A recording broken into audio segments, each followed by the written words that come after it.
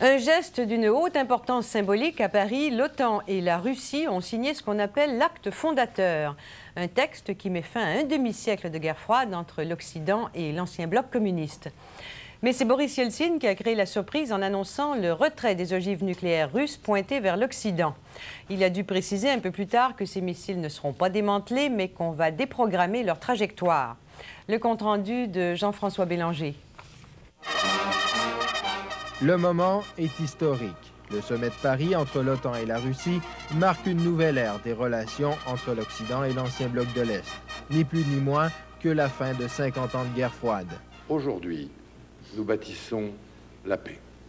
Signe évident de la détente entre l'Est et l'Ouest, la bonne humeur du président russe Boris Yeltsin au moment de signer l'acte fondateur. Une légèreté qui tranche avec la dureté des négociations qui ont mené à cet accord.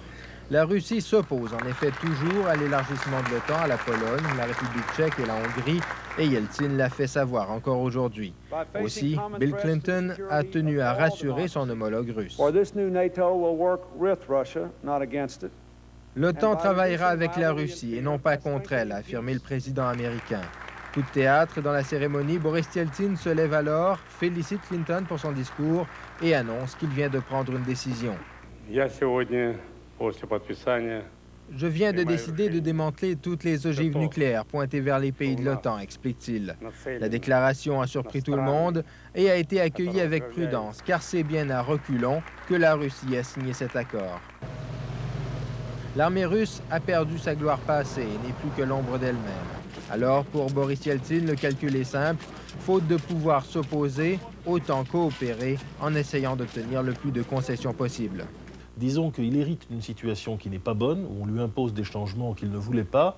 Il essaie de faire contre mauvaise fortune bon cœur. L'accord signé aujourd'hui a l'avantage d'être assez ambigu pour être interprété de plusieurs manières. Boris Yeltsin peut donc se sauver la face en affirmant haut et fort chez lui avoir arraché un droit de veto à l'OTAN, alors que de son côté, Bill Clinton affirme qu'il n'en est rien.